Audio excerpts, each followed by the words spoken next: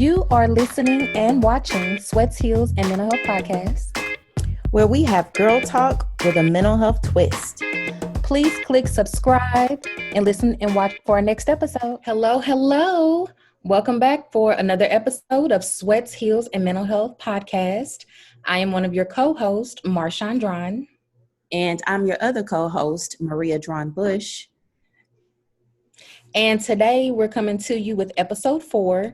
And we'll actually be talking about the purpose and aftermath of cuffing season. So as you all know, we're doing this season 2 with cuffing season, talking about short-term hookups, relationships. This episode, we actually just want to discuss why do people get into cuffing season and then what happens afterwards. A lot of people never really address that. Yes, and I think that one thing that we haven't also discussed too is the opportunity for those who don't want to go into cuffing season, what that looks like, our partner in these short-term relationships and the importance of being single. And so today we wanted to invite a special guest to this episode. She is a licensed marriage and family therapist based in Atlanta. We have with us Miss Courtney Jeter. Awesome. Thank you so much for being here with us today.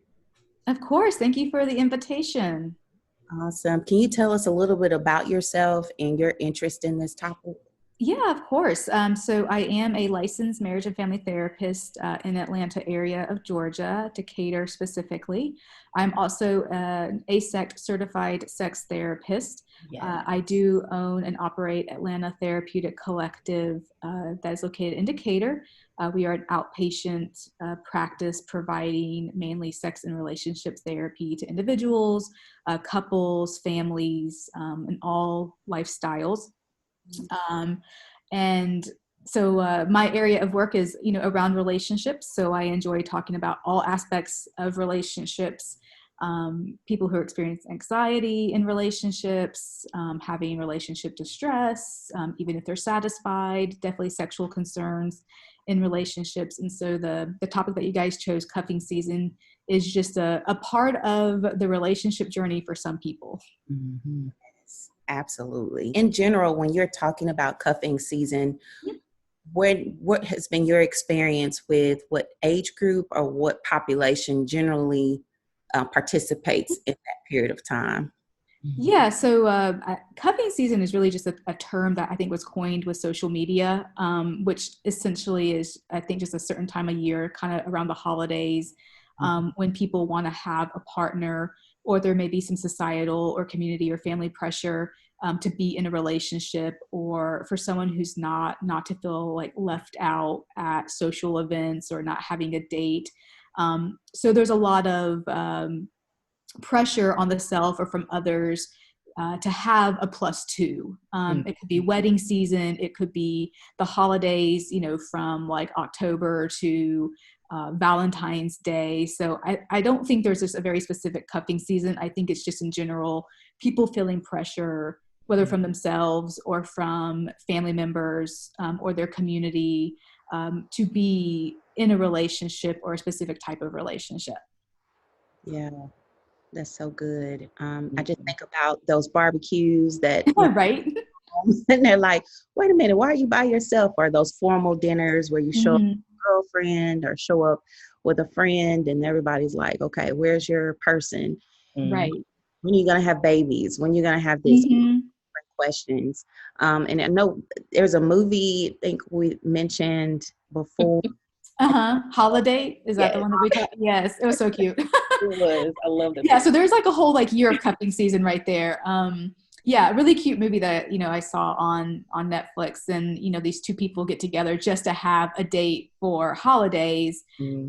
So that way, they have a +1 for St. Patrick's Day or the 4th of July barbecue or, Christmas dinner or something. Yes. I love the movie. I love it too. I finally watched it. Oh my gosh. It was actually really cute. I mean, it was actually really cute. It is a cute movie.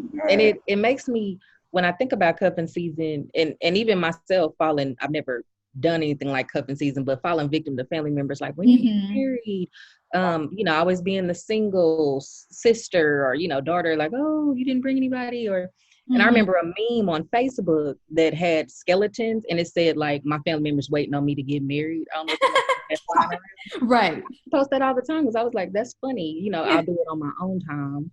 I'm not going to be pressured. You know what I mean? Right. Or I finally get to, sit at the adults table and not the kids table. Right. So. Hey, sometimes the kids table is more fun than the adults table. I'm just saying. Looks so much more fun. Right. Some people might not bring a +2 just so they can sit at the kids table. Yes. And get all the tea and the drama. Right. And talk about all the adults.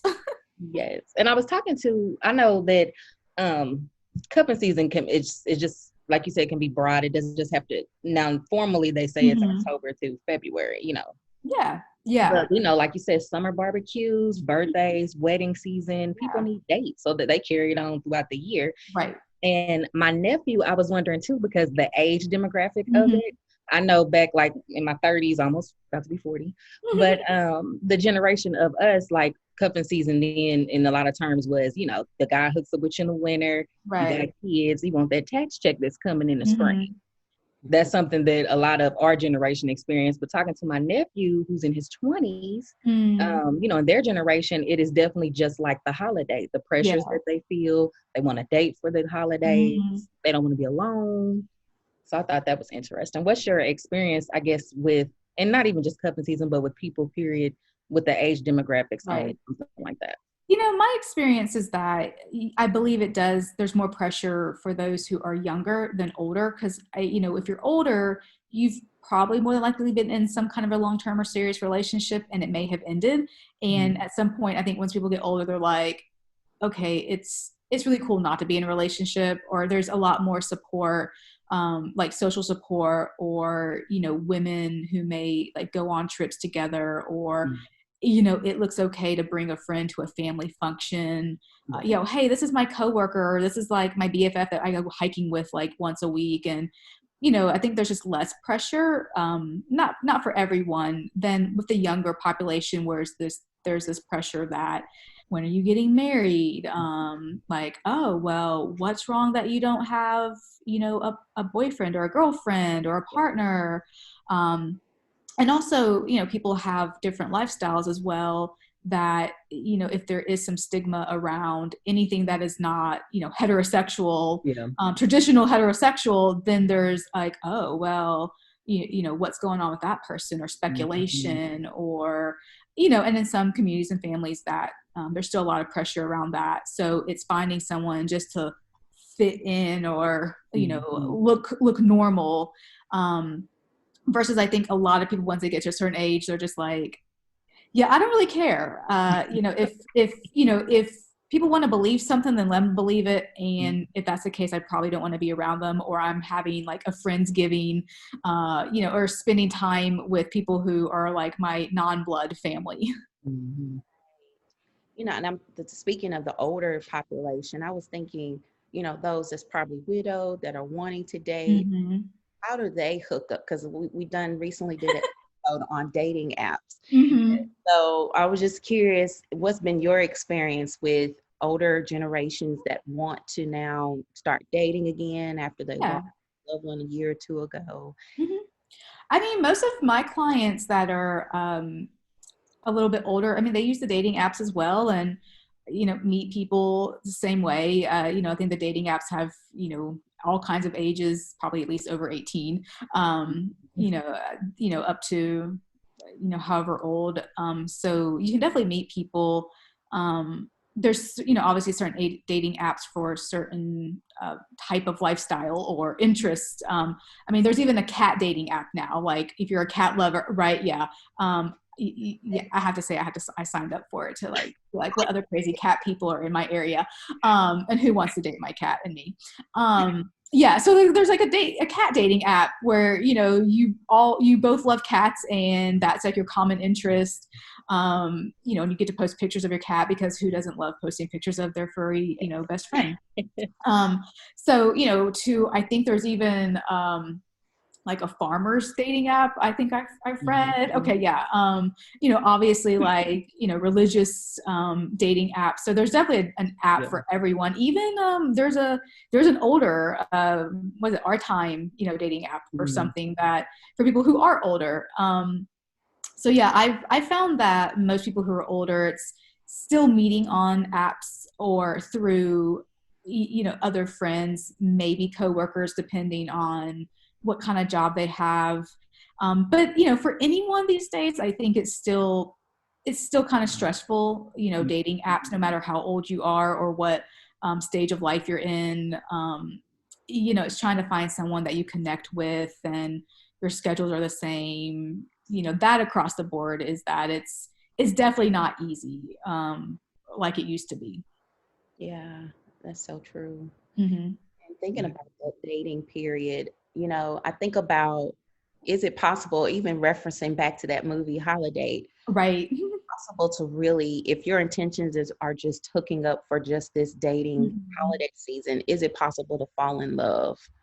Yeah. I mean, the thing about it is that, as many of us probably know, without getting into too much detail, women, quote, bond, fall in love, through sexual connection with a partner, because of oxytocin. And, men typically bond or, quote, fall in love from vasopressin, which is the bonding hormone released when you're spending time with people. So, so yeah, if it's something like holiday, then a male may more likely, quote, fall in love with that person just because they're spending time together, they're bonding, they're having fun, they're doing different things. Not saying a woman wouldn't fall in love. They would definitely probably get attached or bonded, though women typically get more bonded once there's sexual connection, which is oftentimes why women have a harder time with casual sex or hookup, unless if they can really go into that knowing like, hey, this is just for a sexual release or to get that oxytocin hit, and I have no intention or want to like talk to this dude the next day, or this woman the next day. So it's, making sure that there's a really clear like expectation of what's going on. And yeah, and maybe for the woman to have a plan to spend time with some other friends or some other social stuff the next day, as like a support or kind of some aftercare or self-care, if there is like a casual hookup. But yeah, definitely, even though Holiday was fun to watch, even doing, casual stuff, just, hey, let's just, get together on the holidays and be each other's plus one, it can create a bond. It might create a friendship. It might create a relationship. I mean, who knows? That's so true. Yeah, because you get to know that person. Exactly. Yeah. You don't think that you are, but you do. You spend the Yeah, time. I mean, it's true dating. It's true. Like, hey, I'm getting to know you. I'm spending time with you. I'm, doing things with you. I might be meeting your friends. I mean, it's really getting to know the person and spending time, without the expectation or pressure of sex or, I mean, it sounds kind of ideal to me. Like, awesome. Let's have fun together and maybe drink and have some good food, good like hamburgers or, some presents and stuff, and not have to feel like, oh, wait, do I have to kiss you at the end of the night? Or are you expecting something else after this? So, yeah. Already got that arrangement. Right. And how do you think, I mean, when people incidentally, they go into the season with the agreement, they become friends or they fall in love. Yeah. And maybe the other person doesn't feel that way. I mean, how do you think that handles as far as like a mental health aspect for men or women, that are now in love and then they're kind of like, well, dang, they don't want what I want. So then they're kind of left with this emptiness and these feelings. It's like, what do you do with that? Yeah. Like any other, I mean, it is a rejection. Yeah. Not to use the R word, but it is a rejection. You feel a certain way that someone else doesn't, and it hurts and it sucks. And, I would just always allow someone to go through the grief process, to feel the feels, honor where they're at, and look at what do they need to take care of themselves. If this person doesn't feel the same way and you do, can you still be in contact with them? Do you need some space? time heals, as the saying goes. So it may be you need to back away and give yourself some space to feel the feels, feel anger, feel sadness, have some boohoo, eat a pint of ice cream, go break some bottles or something and do some artwork or something, whatever you need to do. But allow yourself also the space to move on. And that is one reason why I also believe that it's hard for people to be in a intense relationship, like a long-term relationship or a romantic relationship, and then try to just be friends. Is there's a lot of emotional connection. There's a lot of emotional history, a lot of emotional memories that remind you of look what I used to have. It's kind of like, yeah, I love McDonald's, but compared to the bison burger from, Ted's, it's kind of like, okay, it'll do. Anyways, love you, McDonald's. Really, I do. Have better chicken fingers though. Right, yeah. Anyway, so allowing yourself to have the space to let someone else come into your life, to get to know them and to bond, not to compare them to this other person. We're all zebras with our own stripes, unless if you're an identical twin or triplet or sextuplet.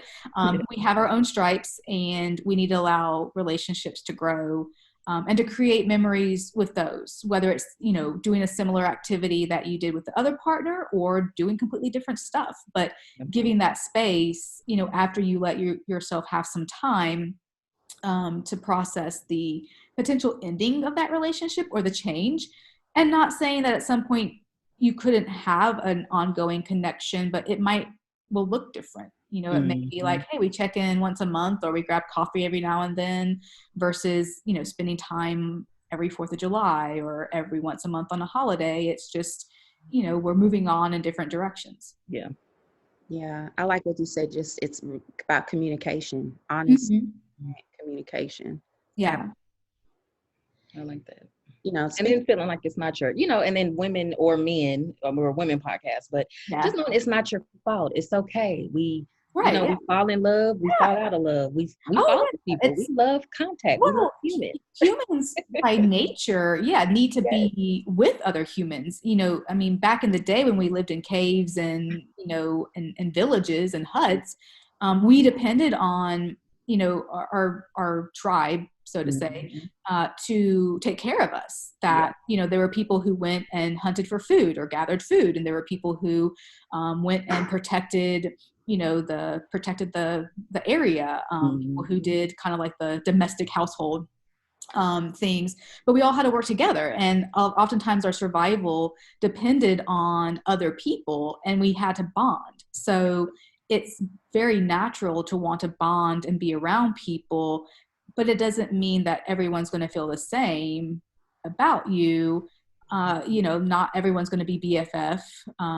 We might not like each other or might have differences, and that's cool. But it still hurts if that's the case. And, going like, okay, hey, it's not about me. It's just, this wasn't a good compatible match, at least romantically. Yeah. And I'm going to go find someone that there is a compatible match. Yes, absolutely. I love that you said that. It's communication and not taking it personal. Yeah. I know people are people, and even if you're ghosted, not taking it personal. Yeah. Right. And, I've been in a situation myself where, I've really liked someone, and then all of a sudden it's like, they're kind of semi-ghosting me, and then they're not, and then it's like, what's going on? And it feels like, okay, is this about me? Like, did I do something? Did I breast stink? Like, and you have to stop and go, okay, even if it is about me, it's okay, because not everyone's going to like my personality or like my obsession with my cat or whatever, and that's cool. I'll find someone who does, but sometimes when you get the story behind it, like I've had people come to me and I've asked like, hey, what happened? Like, I thought we were like hitting it off, and all of a sudden you kind of disappeared, and I was having a great time. And it's like, oh yeah, I'm sorry, that sucked to me. I was going through a really tough time with my family, or I had this stuff going on at work, and I just got really distracted. And it's like, oh, cool. So it really wasn't about me. Good to know. Like the validation, and so reminding yourself, like, we don't know what other people are going through, especially if you don't know them on an intimate level or a vulnerable level, or you're not really close to them. And again, it's make space for someone who wants to make space for you, and value those relationships. Like, focus on the people who are actually showing interest in you and making time for you. And hey, if the other person pops back up, like, what's going on in your life? Do you have space for them? And if you do, what does that look like? Do you have space for a friendship? Do you have space for romance, for a holiday? You decide what that looks like for you. Yeah. Yes. No doesn't mean try harder. Yeah, exactly. Right. Right. No And I means think no means respect the no and keep space open. Like, hey, maybe you want to be my cat sitter. That could work. And make other connections. And when that person comes back, if they do, consider like, all right, how can you fit into my life? yeah. Absolutely. And So I think Reed. now I was just thinking about those folks that don't want to participate in cuffing season. Right. The whole, they don't want to go through that process. What about Yeah. them? What are tips, for the folks that go to the barbecues or the Thanksgiving and they're solo? That's Yeah. probably like Okay. me, honestly, I have to say. Like, I don't mind going to the Thanksgiving or the barbecue with someone else, by myself, with a friend, with a, romantic dating partner. Um, and from a mental health, perspective, it's probably more about someone's, I'm big on attachment styles. And it's probably more of like that person's coming from a little bit more of a secure attachment, that it doesn't really matter to them how they go to a barbecue. If they show up in their their athleisure wear versus head to toe makeup done, Right. or if they show up with another person, or if they show up with a friend, versus, it doesn't matter. They're there to be around other people, to enjoy the time. They're not concerned about like what's going on in their life or not's going on in their life. They're content, and the concerns are about other people, like if people want to talk. So honestly, those people who aren't concerned with cuffing season probably have never really heard of cuffing season. Like, when you first brought it up, I'm like, what is she talking about? Like, what is this thing? Like, oh, I get what that is. It's like, it's not really that much of a concern. It's, I'm going to go to the barbecue because I want to. And if my friend Susie wants to go with me because she's not doing anything and I have a +1, or my friend's like, hey, bring someone if you want to, I'm going to show up with whoever I want to. And be like, hey, this is Susie. We hiked together. Thought y'all would like each other. And just be like, this is our relationship and it is what it is. Or I'm not going to go if I'm just like, yeah, I'm just not feeling it, or thanks for the invite. I have my Dungeons and Dragons campaign on that day. So sorry. I got to go make sure they don't kill me off because I'm hamburgers. It's one of those that there's just there's no pressure or concern or internal anxiety about the situation. Well, one thing that I think too, if people go into, because there's a lot of people that don't participate, that they've heard it, but they really don't know what it is. Right. And you have your cuffing season, pros. That's what they do. But I think if like as a woman, we know how we fall in love is through a sexual contact. And this person gives you the greatest sex. It's this bomb. It's great. You're loving it. It's good. It's never like this before. But you have to kind of keep telling yourself, this is it. This is what it is. That's all. And for a man, he's spending time with this woman. She's coming to his mom's house, dinners and barbecues and all that. He has to tell himself like, hey, you know what? This is just what it is. I don't fall. And we have to kind of remind ourselves that don't fall in love. This is just what it is. It's like a mental check you have to do. And the thing is, we can't really oftentimes control if we fall in love. That's a natural response to connecting with someone, especially if you spend a lot of time with them. And I like to look at love as a verb. And Stephen Covey, in his book, The 7 Habits of Highly Effective People, he talks about love is a verb. Love is something that you do. I love someone, and so it's, what does love mean to you? And love could be, hey, yeah, I check on you when I know you're having a rough time. I have a lot of friends who are in healthcare and things are going crazy for them, and so me showing them love is like, hey, this is your weekly check-in. How are you? Hey, do you need me to drive you wine up there? Like, I'm a really cool friend because I'll grab some bottle of wine and drive an hour and a half and come drink wine with you just because I'm that cool of a friend.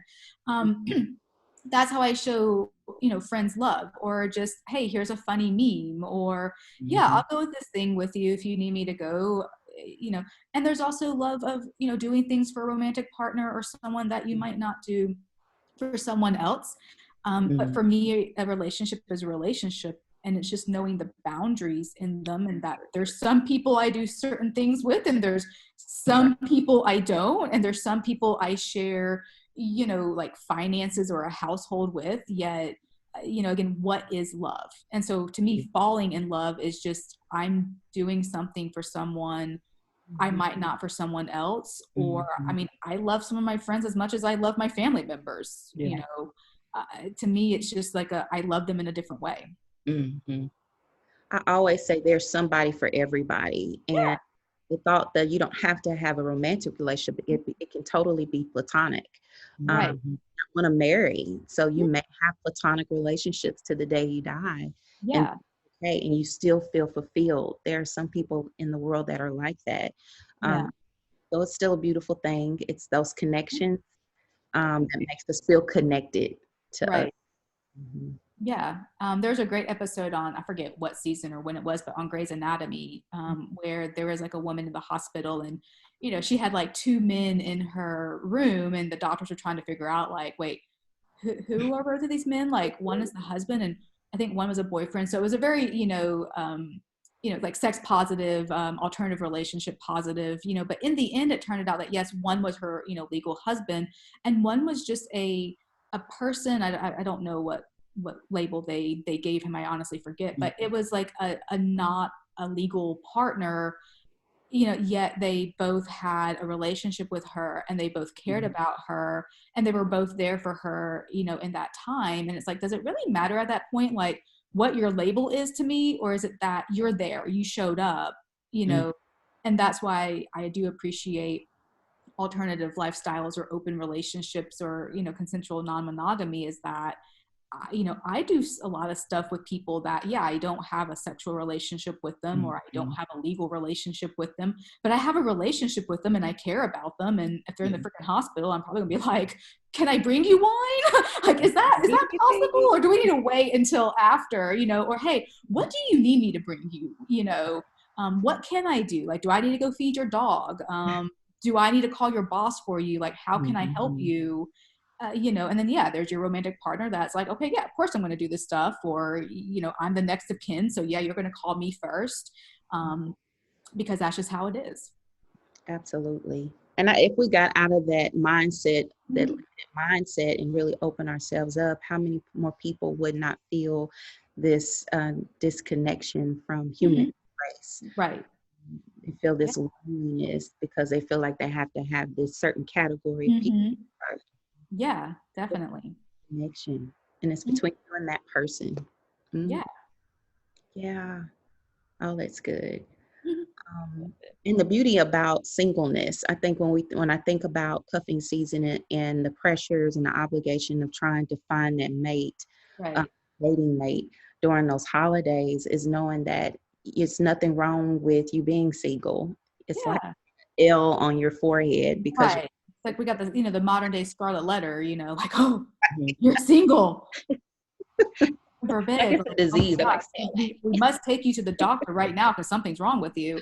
right. Well, also the thing with the pressure is that it could, for some people, like, increase anxiety, and anxiety is a stress response. And so when we're in a stress response, we are thinking differently than when we're not in a stress response. And Mhm. oftentimes we make decisions differently as well, and when I work with clients and they are in that pressure of, like, I have to have a date, or what is my family going to say? It's like you're missing these people that sound like they're really interested in you, because they don't meet a certain criteria for you to take to the family dinner, or you're so focused on having someone for the family dinner, you're kind of missing this person who seems to want to talk to you, and you're missing an opportunity. And so Mhm. for people to keep in mind that, if you don't allow the pressure to get to you, you may actually find more connections, or you may be able to see, like, okay, yeah, I'm not in a committed relationship,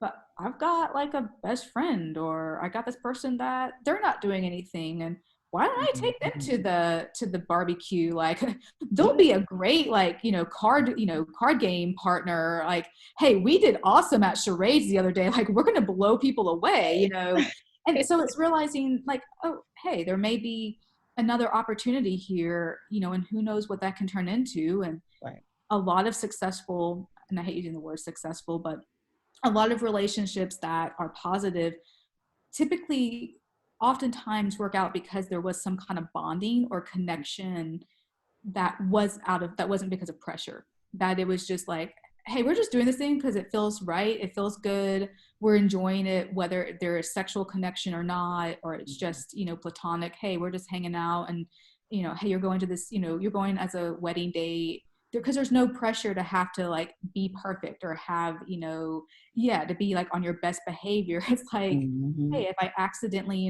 fart on this day, like we're laughing about it versus like, oh my God, this is like the worst possible thing. You're never going to, I cannot text you again. Like you think Yeah. so horrible of me.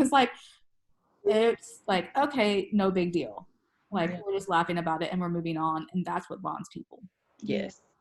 that are And you get gifts. to see the real person. It's Right. Yeah. you're my friend, you're my homie, we're having fun. I can be myself Right. around you, you can be yourself around me. I mean, yeah, there's no pressure. I Mhm. love that. Yeah. It's so real. Wow. So good. So tell me, I know you're a licensed marriage family therapist in Atlanta area. So what are some resources that you have available within your practice for Yeah. situations like this, or individuals or Oh, couples? of course. Yeah, so I do have a training program in my practice, and we don't accept insurance. So in lieu of insurance, we actually work on a sliding scale, and we can see clients as low as $35 a session to help meet the needs of people, especially right now with financial hardship. Yeah. Sometimes we can even go a little bit lower, or for those who may not have jobs but are having a tough time, sometimes can offer pro bono sessions, and we have therapy students, so they're like the Grey's Anatomy newbies that are under the direction of a licensed professional that are training and Mhm. working with clients. They're just getting their their direct contact hours, and then we have also associate level or post grad therapists that have a little bit more experience, and they're continuing to work on their clinical hours to get fully licensed in the state. And I direct and supervise most of them um, as well. So we can offer and work with most people's budgets. Most everyone works with relationships, whether it's someone who's single and having trouble making connections, or having a lot of anxiety.